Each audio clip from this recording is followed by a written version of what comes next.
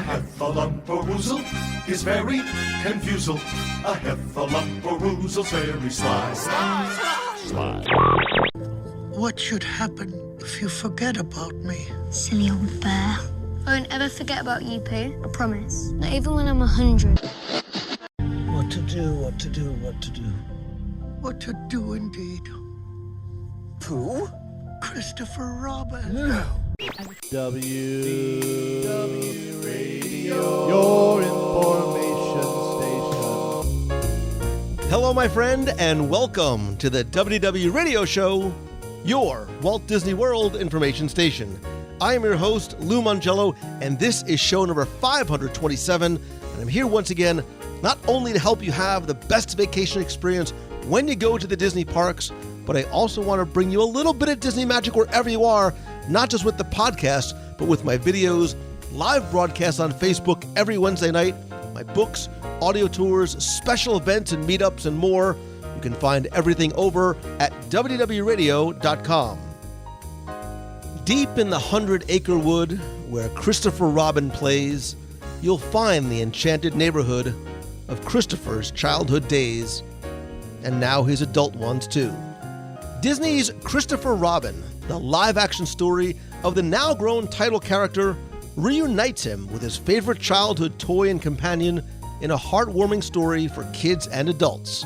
And the man who has given Winnie the Pooh, and Tigger too, his voice for many years is legendary voice talent Jim Cummings, who joins me on this week's show. Jim's also been the voice of Darkwing Duck, as well as Razoul from Aladdin, Ed from The Lion King, Chief Powhatan from Pocahontas, and one of my personal favorites, Ray from The Princess and the Frog, and dozens of other Disney characters, as well as the narrator for Epcot's Illuminations, Reflections of Earth. We're going to discuss not just Jim's own childhood days and journey to taking over as the voice for Winnie the Pooh, but the voiceover process, challenges, working for the first time on the live-action film, and how Pooh has changed in order to deal with a grown-up Christopher Robin. I'll then have the answer to our last Walt Disney World trivia question of the week, and I'll pose a new challenge for your chance to win a Disney prize package. Then stay tuned to the end of the show. I'll have more information about upcoming events and meets of the month, as well as your voicemails. So sit back, relax, and enjoy this week's episode of the WDW Radio Show.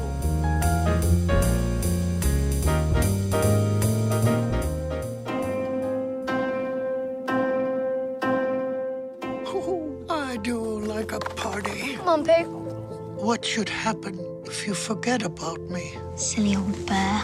I won't ever forget about you, Pooh. I promise. Not even when I'm 100. Winnie the Pooh might describe himself as a bear of very little brain, but this lovable little bear is one of the most iconic and popular characters of all time. And on August 3rd, he's going to return to the big screen and the 100 Acre Wood in the live-action film Christopher Robin, which I think is going to take us on an emotional and probably very heartwarming adventure as Christopher gets a helping hand or paw from Pooh to reclaim and regain some of the imaginations he's lost as he's grown up over the years. And guiding him along that journey is the longtime voice of Winnie the Pooh and my guest, Jim Cummings. Jim, I want to welcome you, and from a personal perspective, thank you. I have been a huge Pooh fan since I was a little kid, and now he and I shop at the same short and fluffy stores, so this is just a personal thrill to be able to talk to you. Well, thank you so much, Lou. That was one heck of an intro. You've done this before. I have. You have done this before, haven't you? All right. And I'm sure you have too. And again, I have too. Yes, we're old veterans here. So we must be having fun. And that's the most important part, right? And that's one of the things that I think we can tell and we'll get into is about the fun. But I think, and that's why I want to sort of go back to the beginning and maybe starting with your relationship with Pooh before you lent him your voice. Like as a kid, do you remember reading the books or loving the character or having a Pooh plush? Oh, yeah. Well, actually, it's funny because my younger brother, I'm 9 years older than he, and he was the big Winnie the Pooh fan. I was in my house. I think I was probably a little too old and too cool to be a Winnie the Pooh fan right off the bat. although we all kind of were anyway, because, to an extent. But I remember, making a joke about the fact that Winnie the what, and you can see where that's going. And now, of course, the joke's on me. I'm Winnie the what. So, and have been for a long time. Well, you said something interesting about how I think that we all sort of have this love of Pooh. Maybe as young boys, we didn't want to admit it, but why do you think that is? Why do you think Pooh is so beloved by kids for, coming up on almost 100 years since the book's been out? Yeah, that's true. That's very true. It's funny. I think it's really, I've given a lot of thought to this, and I think it's sort of the same reason that everybody likes a sunset or roasting marshmallows over a campfire. It's got there's a certain calm that settles over you once you get into the 100 Acre Wood, and people have pointed out over the years that all of the aspects of human personality are there. There's Pooh, he's the calm center of the world, and Tigger's the boisterous one, and Eeyore's got a little gloom, and Piglet is timid, and each character has their own aspects, and they contribute to a warm sort of a communal feel. Everybody's welcome in the 100 Acre Wood, I think, and always will be, I hope. And I think it's just I have a friend, for example, who whenever he introduces me, he'll usually, and I think he's using me to pick up girls, to be honest with you. But that as it may, he'll say, "Well, whisper something away to Pooh in her ear," and so I do, and he says, "Oh, sorry, man, I just love to see their faces light up," And I think what he's getting at is that it's like a pipeline to childhood. You could be 8 or 80 or 8 months everyone's face just lights up because everybody knows who Winnie the Pooh is at this point. And rightly so, unless they're talking about Tigger, which would be ridiculous. And so I think that's what happens. You're guaranteed there's no con job coming. You're going to be safe. He won't be, he's not a transformer. You won't be eaten. So it's always very comforting. Always very comforting to know that you won't be eaten by a bear. We were joking around the other day. It's like, this Christopher Robin. It's a story about a boy, a man, and a bear, but it's nothing like the Revenant. Don't worry. So, well, I think you're safe. And I think that's it, right? You're safe. You're safe, right? Right, and there's something comforting. I think that's why he's so timeless. He's so and he has no agenda. There's no cynicism. It's just this sweet innocence that he has had for so long that I think is so like the sunset is attractive to so many people. Yeah, exactly. Yeah, it feels like home. But your journey from the child who may or may not have liked, talking about Pooh to becoming a voice actor, it was somewhat circuitous, right? You were in a band and you worked at a video store, but when and more importantly, why did you start voice acting, and how did you start getting to the point where you got to Winnie the Pooh? Oh, well, no, I had an affinity for it from, almost day one. I would joke around and I've told this a million times, dolphin noises in the back of this classroom. And, Sister Mary Agnes was nonplussed. And I remember my dad telling me once we were watching the Jack Benny program way, way back when I was quite young, like 4 or 5. And him pointing out Mel Blanc, saying, he goes, your cartoons, Daffy and Bugs and Taz, Devil, et cetera. This is the guy that does all those voices. He does the voices for the cartoon shows that you like. And I thought, wow, he's not in trouble. He doesn't have to stand in the corner for interrupting, or Touretting his way through the mom's card game or what, that type of thing, or at school. And I always just had an affinity for it. And I remember, seeing the Paul Winchell, Jerry Mahoney show. And I thought it was the coolest thing in the world that he threw his voice and it looked just like Jerry was talking and then Knucklehead was talking. And it just, and then I ended up growing up to meet Paul and become good friends with him, and God rest his soul, and taking over I guess his biggest character would be Tigger, and I guess it was circuitous, but it was also, everything was like one more step towards it. I was always in bands. I was sang like forever. I got $10 with myself and 3 other of my friends had a band, and we played the same 11 songs over like 3 times each. And I was 13, and I got $10, and I thought I died and gone to heaven. So, I kept on singing. And, when I was a kid, I would be like 10 years old, but I didn't want to be the little prince. I wanted to be the ogre or the hermit or the Billy Goat Gruff, And I was probably, without knowing it, doing sort of, research or priming myself for the career someday when I would do this. And I aimed for it. When I got married and moved to California, left New Orleans, and, part of being an actor is being a sponge. I think James Dean wrote something along these lines as well. And it's, you pick up accents, that's New Orleans, for instance, is where I learned the Cajun accent. A lot of people say, well, Cajun sounds like somebody from Alabama. No. There's no Gomer Pyle in the bayou. That's a whole different thing down there. Yeah. And, and I, like I say, I was accidentally doing research for my career just by living my life and the weird stuff I've done for a living. Deckhand on a riverboat. I designed and painted Mardi Gras floats and, sold them encyclopedias and worked in a video store. And, you pick up things here and there and you just kind of put them all together. So it was a circuitous route, but it was one that always had its eye. I always had my eyes on the prize, Well, finally made my first demo tape and made it. Yeah. Yeah, that's what I'm saying. So you created your own opportunity. Like you made the demo tape and correct me if I got the story wrong. You show it to a customer at the video store that you work at, and he shows it to Don Bluth.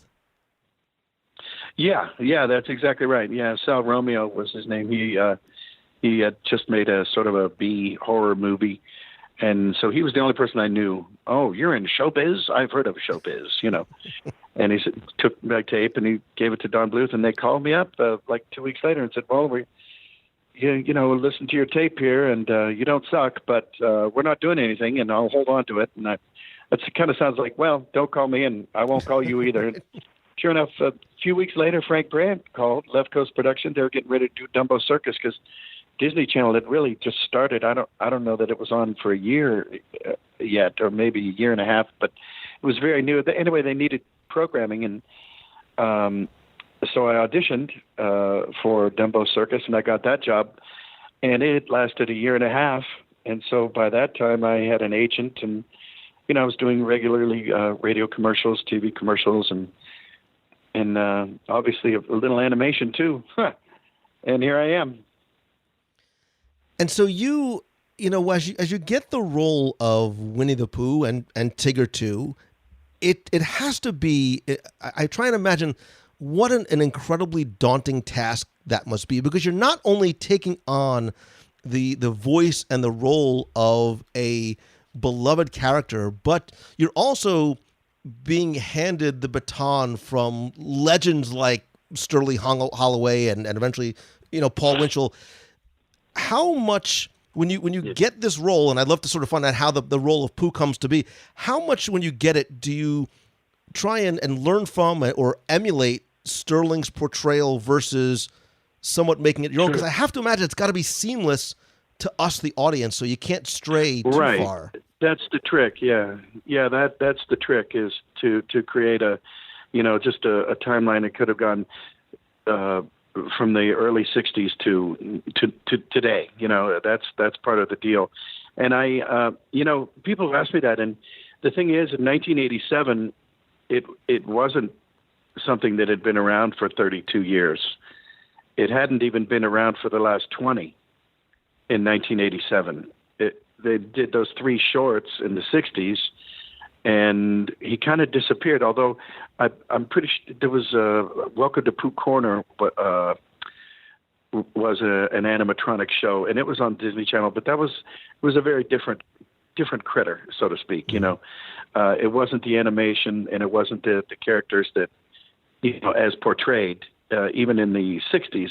So it wasn't really around in 1987. I mean, now it seems like a big thing because, you know, we've had, God, I don't know, 18 Christmas specials and, you know, hundreds of shows, My Friends Tigger and Pooh and The Book of Pooh and The New Adventures of Winnie the Pooh and the Tigger movie, the Piglet's I mean, on and on and on. And plus all the specials, Valentine's specials, Christmas, Thanksgiving, you know. Now it's a decades-old body of work, but at the time it was 3 shorts that from the 60s, 20 years before. Do you understand? Sure, right. But you see what I mean?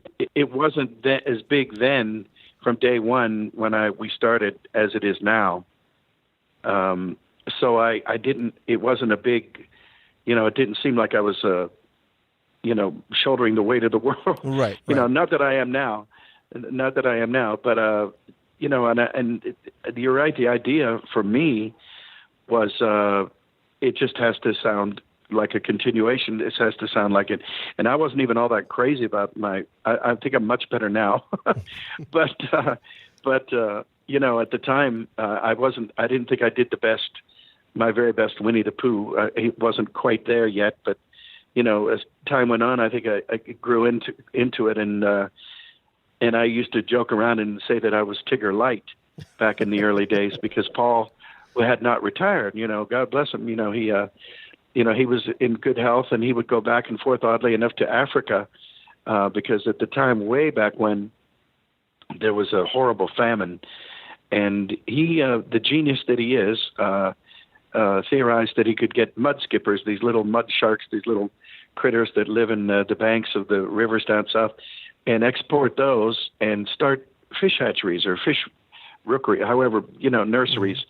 And it's not fine cuisine, but it's protein and it's, you know, it's got all the nutrients and it's, you know, food, glorious food, right? But it you know, it's better than, you know, the horrible starvation that was over there at the time. And so I would be Tigger when he would go for like 2 or 3 shows or 4 shows in a row. And then he'd come back and then he would be Tigger. And the idea, you know, was that it, you know, for me, it had to sound like just one Tigger. And thank goodness it did, obviously. So, you know, that time went on and, you know, and Paul was an older fella. And I remember he, at one point, you know, toward the end there, God bless, he endured a stroke and it was one of his last recording sessions. And he was there and he had a driver and he held his hands out in front of him, palms facing each other, maybe like 6 inches apart. And he said, well, kid, that's all I can see anymore. That's all I can see right there. Everything else is just gray on the sides. And I kind of let that wash over me. And I was trying to, you know, think of what that would be. And I just asked him, I said, so, well, what does this mean now, Paul? What's, you know, and he just kind of looked at the floor, you know, and he put his hand on my shoulder and he says, it means I want you to take care of my little buddy for me, kid.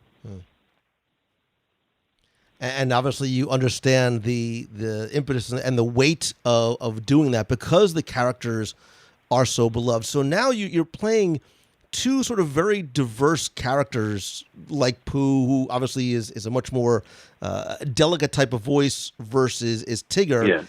Is it helpful to you that they're so disparate to a certain degree in their mannerisms and their attitude and the way their voices are? Sure. Yeah, I've often thought that, you know, it's people say, gosh, they're so different. They don't sound anything alike. And the fact is that's good. That's just fine.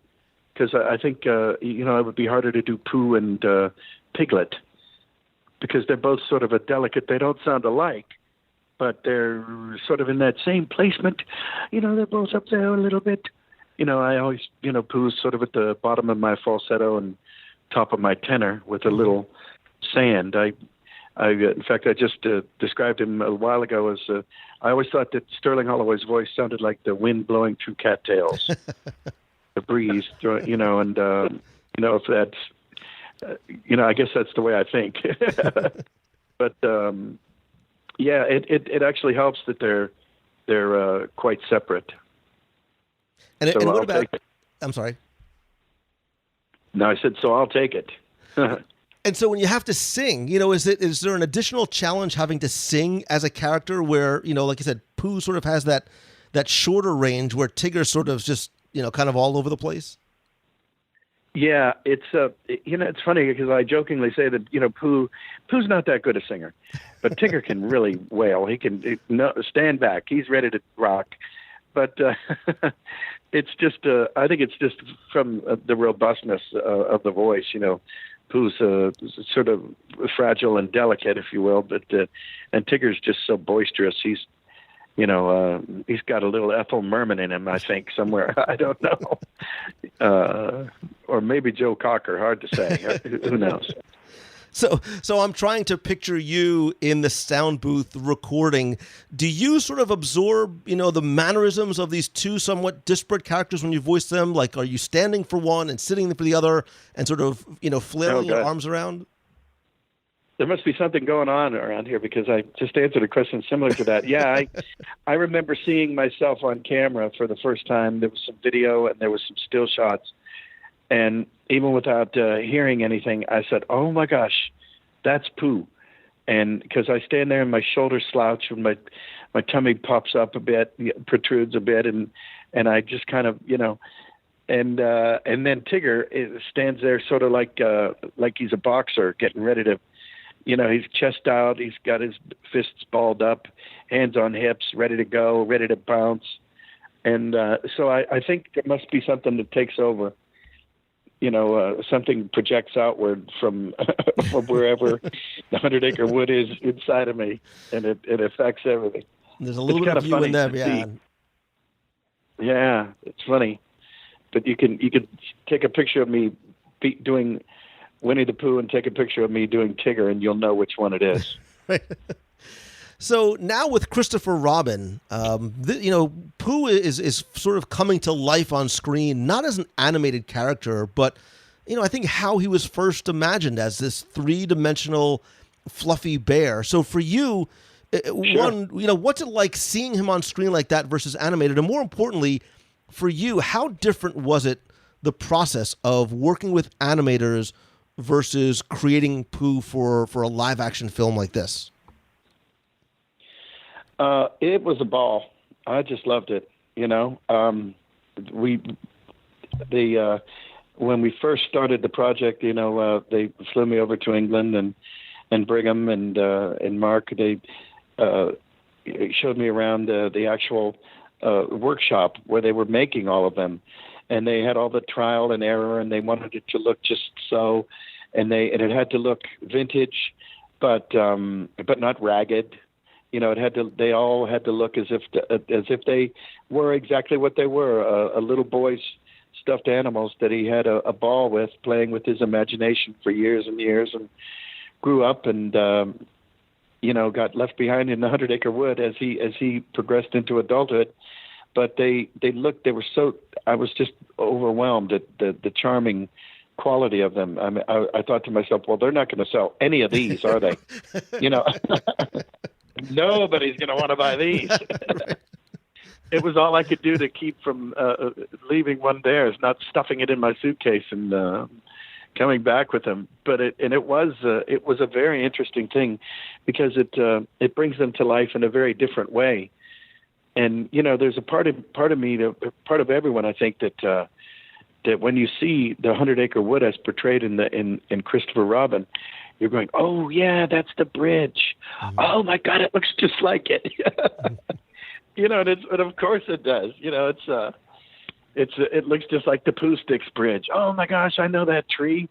I've seen that tree 100 times. It's a beautiful thing. It's kind of goosebumpy.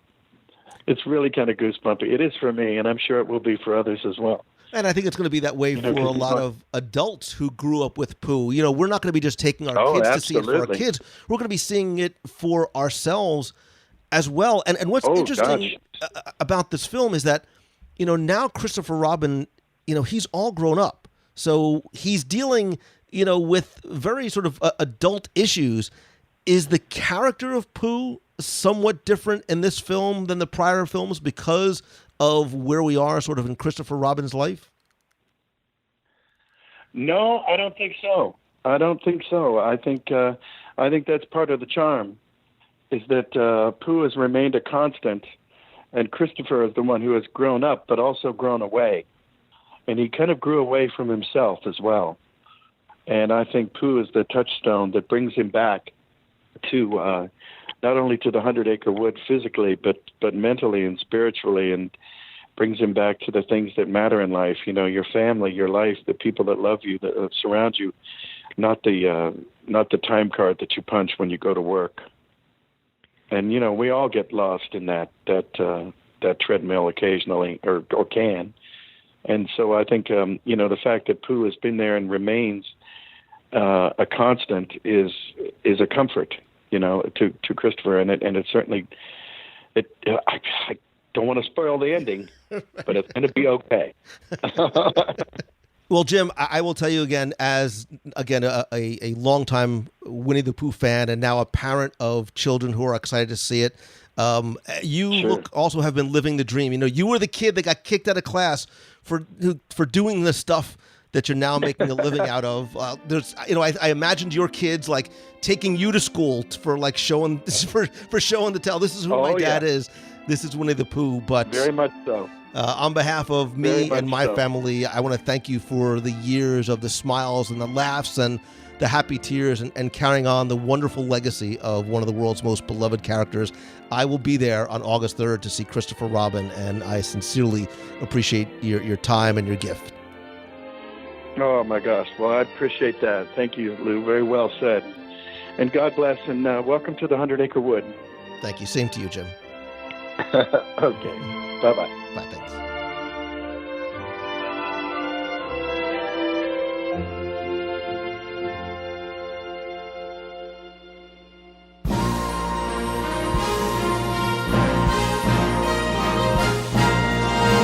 It's time for our Walt Disney World Trivia Question of the Week, where I invite you to test your knowledge of Walt Disney World's history or see how well you pay attention to the details, sometimes in what you see or in what you hear. And if you think you know the answer, you can enter via our online form for a chance to win a Disney prize package. Of course, before we get to this week's question, we're going to go back, review last week's, and select our winner.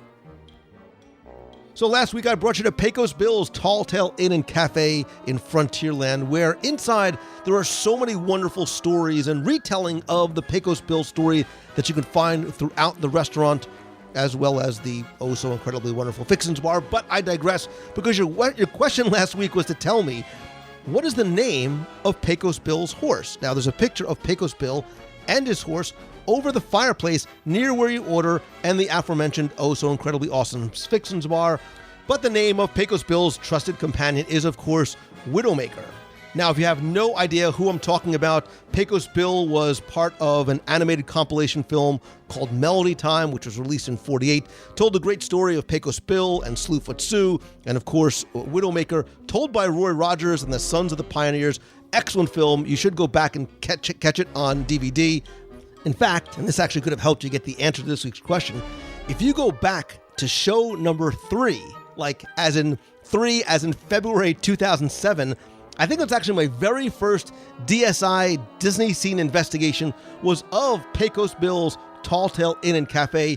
You'll also hear some news from the time and some rumors, which would be interesting to compare some of the rumors from 2007 versus what is come to fruition in 2018. There's lots of trivia and more. Again, that's show number 3 from February 2007. But the winner of this week's Walt Disney World Trivia Contest, randomly selected, is Julia Lawrence. So Julia, congratulations. You get all the digital products, the vinyl sticker, and the pop socket for your phone. But if you played last week and didn't win, that's okay. Here's your next chance to enter in this week's Walt Disney World Trivia Challenge. So in honor of the release of the Christopher Robin film, and of course my guest Jim Cummings this week, our trivia question also has to be about Winnie the Pooh, a character whom I loved as a child and really gained an affinity for again as an adult.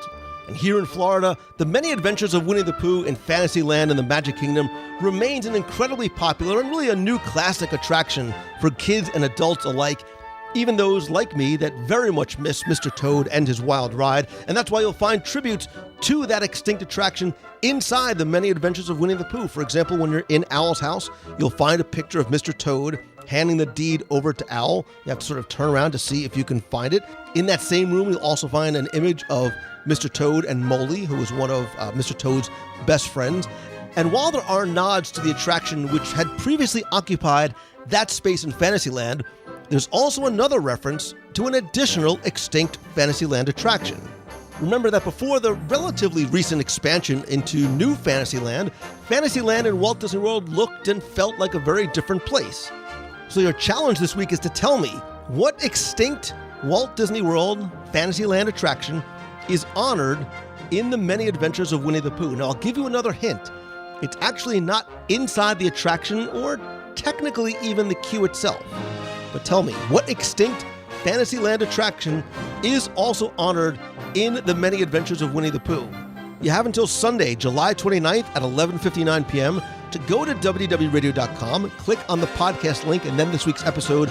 Use the online form there. If you get the question right, you'll be playing for all 7 of my virtual audio walking tours of the Magic Kingdom's details and stories and history, my 102 Ways to Save Money for and at Walt Disney World book, a new vinyl sticker for your car or your laptop or your wall or anywhere that you can only get as a prize, and I'll send you a pop socket for your phone.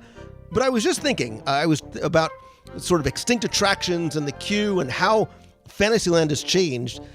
And so do you remember back in about 2001, when they were first creating the interactive queue, there was a play area just outside the covered queue of the Many Adventures of Winnie the Pooh, where guests could jump on these black and orange striped circles, or looked just like Tigger, that had these springs underneath, which would sort of launch you from pad to pad or just sort of jumping up and down.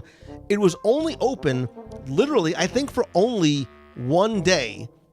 Hindsight being 2020, I can see an attorney possibly going, is this a good idea? Having kids bouncing up and down, flying into each other. This is just an accident and litigation waiting to happen. But it was open only for a day. They eventually closed that area off and made it into a meet and greet location where you could meet Tigger and Pooh. So I'm going to give you a bonus question. What was the name of this oh so very incredibly short-lived play area where guests could bounce on the black and orange circles? If you get that question right, make sure you put your shirt size in the online form, because I will send you a shirt from the WDW Radio shirt store. It could be a WDW Radio logo shirt, and I'm just here for the food shirt, a Marvel shirt, a Disney shirt, Walt Disney World, something fun and geeky. Who knows? There's literally thousands of shirts in the store. If you go to WDWRadio.com/shirts, you can see a lot of the different designs that we have in there. Also, always be on the lookout as they go on sale quite often. Again, it's WDWRadio.com/shirts. So if you get the bonus trivia question right, I will send you a shirt as well. So good luck and have fun.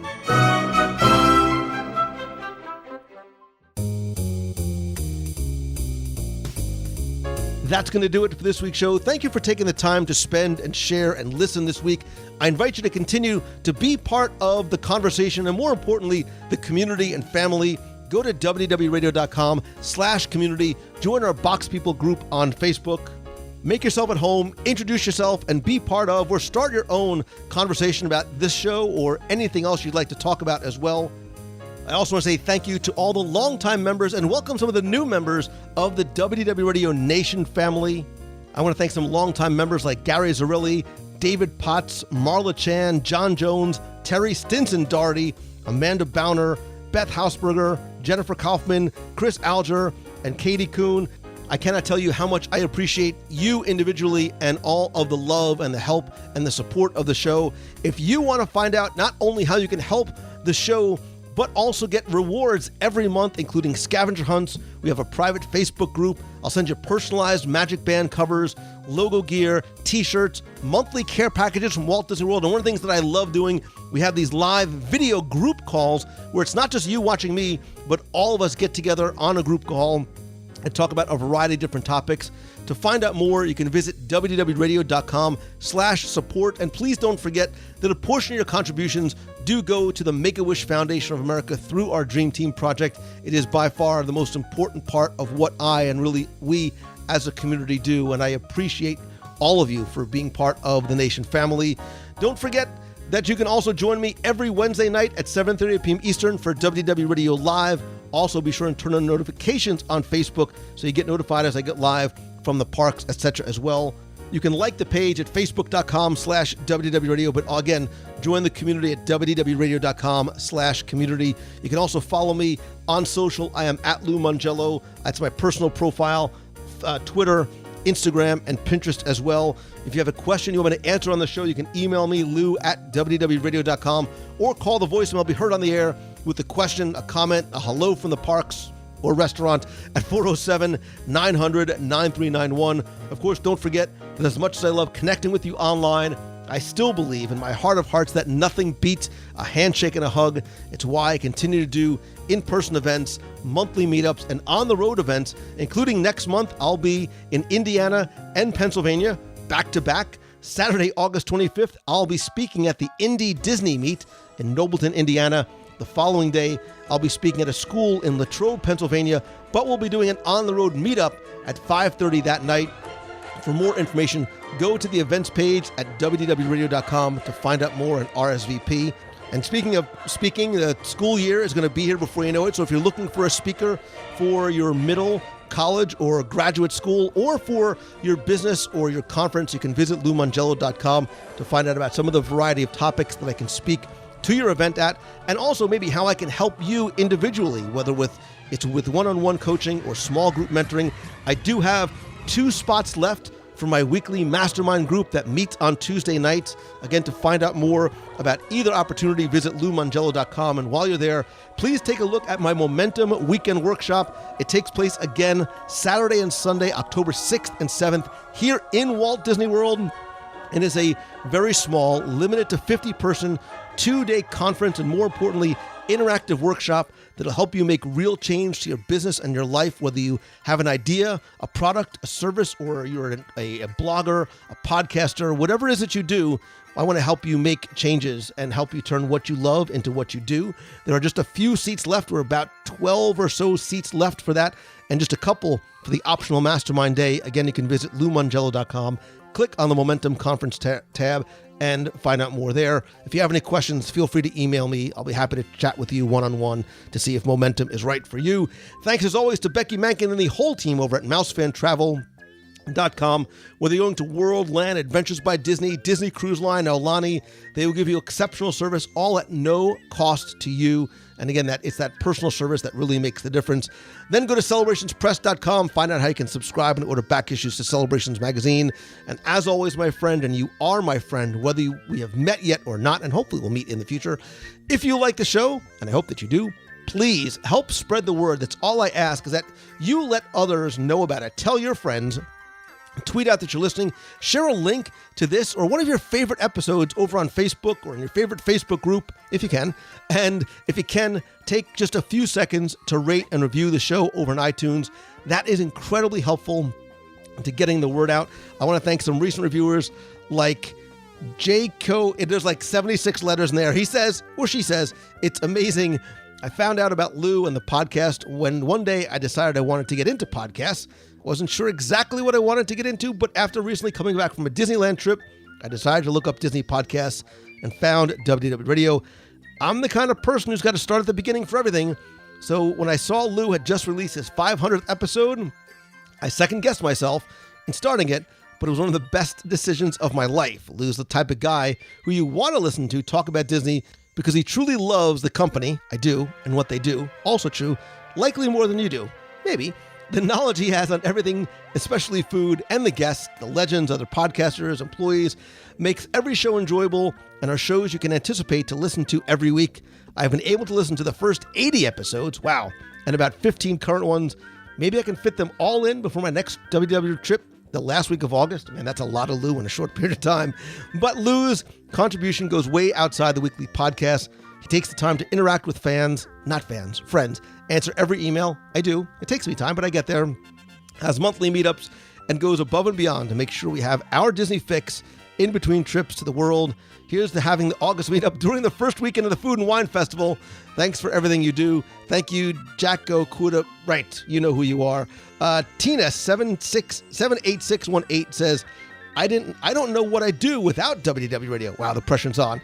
Lou's knowledge of Walt Disney World, especially the food, there's a trend here, is so detailed and captivating. He has a knack for interviewing people, especially speaking knowledgeably about Disney historically and in the present, and with doing dining reviews. Not only are his podcasts informative, but he's inspiring. Lou's podcasts are a reminder that doing what makes you happy is so important. I look forward to each new podcast every week because Lou's able to bring a little bit of that Disney magic right to you. I hope he keeps up this podcast for many years to come. I do as well, Tina, and person whose name I can't pronounce. I listen. As long as you keep listening, I will keep doing this show, and I am grateful to you and for you for the opportunity and the privilege. Again, go to iTunes if you want to leave a review. It's very much appreciated. And I want to reiterate and really make sure you understand just how much I do appreciate you individually and all of you as a community. I could not do this if it weren't for you.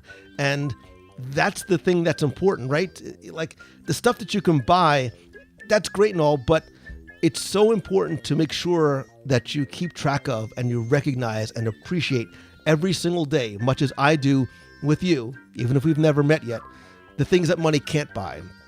And this community and you and the love and the support and the family and the friendship is the most important, valuable thing to me. And I am incredibly grateful to you for that. And if there's ever any way that I can repay that incredible gift and favor to you, please let me know. I hope that this is your best week ever. I hope to see you on the live show on Wednesday night and or in the park soon. So have a great week. See ya. Hi, this is Bob W. from West Bend, Wisconsin. On the last episode, 524, you discussed the Year of a Million Dreams celebration, and it was a special one for me because my wife and my sons and I were waiting in line for Splash Mountain, and apparently there was a mechanical malfunction. It was shut down for a while. For a half hour in the tunnels, and it was quite hot, and we were all getting upset, and we were worried about how our day was going to be blown. We decided to stick it out because of my one son's suggestion. We're so glad we did. They eventually got the ride going. We got to ride it. As we got out, there were 3 people there from the Dream Team, and they handed us magical fast passes that had the little tear-off stubs around the outside edge, and we had essentially 10 or 12 fast passes for the major ride, and we instantly went from being hot and tired and maybe a little bit upset about the loss of time to throwing away our entire schedule of rushing around the parks and just relaxing, and we had the best day. And I absolutely loved that whole promotion, whether it was a single fast pass or some other special treats. It was a wonderful concept. I wish they'd bring it back at some point if they could. And I just want to let you know that that sure changed our day and the whole event for us. Thanks very much for the show and for all you do. Hey, Lou. This is Beth Strickland calling from New York City. It was great to get back from a cruise to Greece. It was wonderful. Only wish it had been on Disney. But it was great to get back and have 2 podcasts to listen to. So calling in response to the question from this week's about my thoughts on the most significant thing. For me, I think the most significant thing that I've really seen and felt in the last 10 years is the move to have the princesses be more independent and self-sufficient. Kind of started, you had it a little bit with Belle, but then, it's continued on through Rapunzel and Tiana, and then in particular Merida and Anna and Elsa and Moana, where, they're doing it for themselves, and the whole, Dream Big Princess thing that they have going on, which is now expanding to filmmakers from recent articles that I've seen. So, really empowering girls and showing them that they can do things and that they don't have to have a man come rescue them all the time. So I think that in and of itself is probably one of the best things that they've done for society as a whole in a long time. So anyway, as always, love the show. Planning my next trip to Disney the weekend after Labor Day. So very excited about that. Using Jackie at Mouseband Travel. She's awesome. And today managed to get through for the pass holder playtime. So I get to do that special thing at Toy Story Land on the Saturday that I'm there, which will be a super early morning after a flight that gets in at midnight. But, yeah, it'll be fun. It'll be worth it. So super excited about it. Everybody have a magical day. Bye. Hello, Lou Mangello. It's Darlene Nagy from West Seneca, New York, calling in to do the countdown for you. You have 449 days. Yes, that's 449. That's under 450 days to that very, very exciting Disney adventure in Japan. Woo!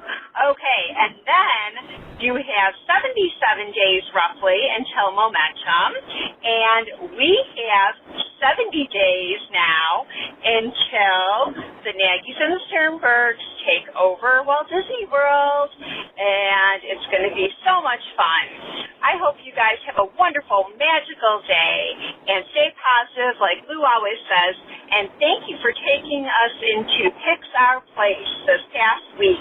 It was absolutely amazing. I loved seeing the videos and all the wonderful food.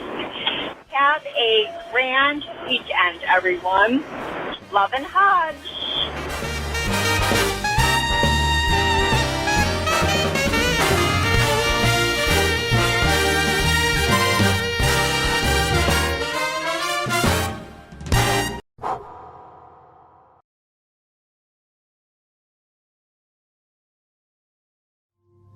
Pooh?